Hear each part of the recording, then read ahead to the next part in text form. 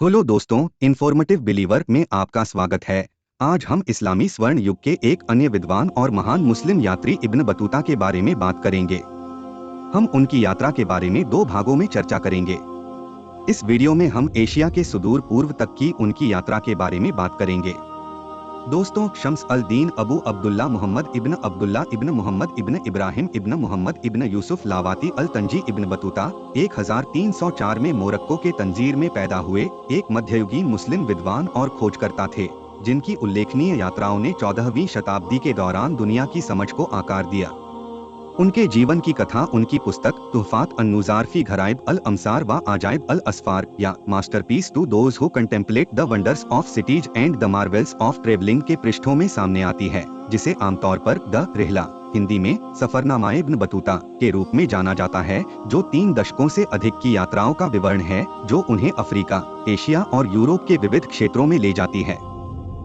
Ibn Battuta ने पूर्व आधुनिक इतिहास में किसी भी अन्य खोजकर्ता की तुलना में अधिक यात्रा की, कुल मिलाकर लगभग 1,17,000 किलोमीटर, लगभग 50,000 किलोमीटर के साथ झेंगे और 24,000 किलोमीटर के साथ मार्को पोलो को पीछे छोड़ दिया। इब्न बतूता की कुछ यात्राओं की ऐतिहासिकता पर संदेह रहा है, विशेष रूप से जब वे दूर पूर्व तक पहुंचते हैं।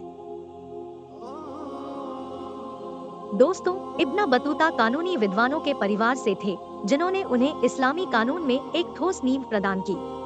मोरक्को में उनकी प्रारंभिक शिक्षा ने उन्हें बौद्धिक उपकरणों से लैस किया, जो बाद में उनकी व्यापक यात्राओं के दौरान उनकी टिप्पणियों को आकार देंगे।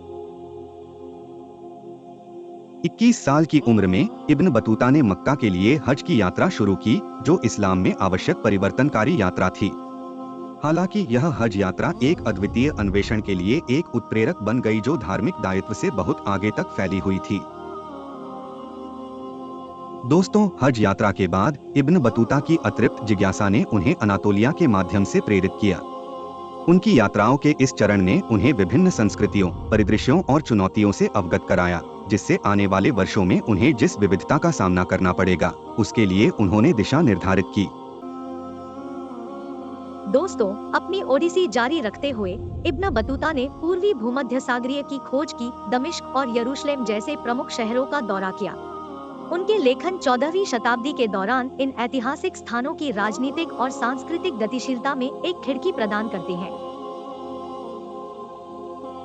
दोस्तों, एशिया में गहराई से उद्यम करते हुए इब्न बतूता ने मध्य एशिया की यात्रा की, खानाबदोश जीवन शैली का अनुभव किया और गोल्डन हॉर्डे में मंगोल शासकों के साथ जुड़ गए। उनकी यात्राओं का यह अध्याय मध्य एशियाई समाजों के अनूठे पहलुओं पर प्रकाश डालता है। मित्रों, इब्न बतूता की यात्रा के सबसे महत्वपूर्ण चरणों में से एक भारत में सामने आया। दिल्ली की समृद्धि से लेकर मालाबार तट के तटों तक उन्होंने विभिन्न शासकों और समुदायों का सामना करते हुए उपमहाद्वीप की विविध संस्कृतियों और परिदृश्यों में खुद को डुबो दिया। मित्रों, इब्न बतूता की यात्रा दक्षिण पूर्व एशिया तक फैली, जहां उन्होंने चीन में युआन राजवंश तक पहुंचने से पहले सुमात्रा और जावा जैसे क्षेत्रों की खोज की। उनकी यात्रा का यह चरण दुनिया के दूरदराज के हिस्सों को जोड़ने वाले समुद्री और जमीनी व्यापार मार्गों के बारे में अंतर्दृष्टि प्रदान करता है। आज के लिए इब्न बतूता की एशिया के सुदूर पूर्व तक की यात्रा के बारे में बस इतना ही। अगले वीडियो में हम उनकी मोरक्को वापसी यात्रा और उस समय के उनके कुछ कारनामों और उनकी विरासत पर भी चर्चा करेंगे। इस तरह के जानकारीपूर्ण वीडियो के लिए कृपया इस चैनल को लाइक करें, शेयर करें, कमेंट करें और सब्सक्राइब जरूर करें।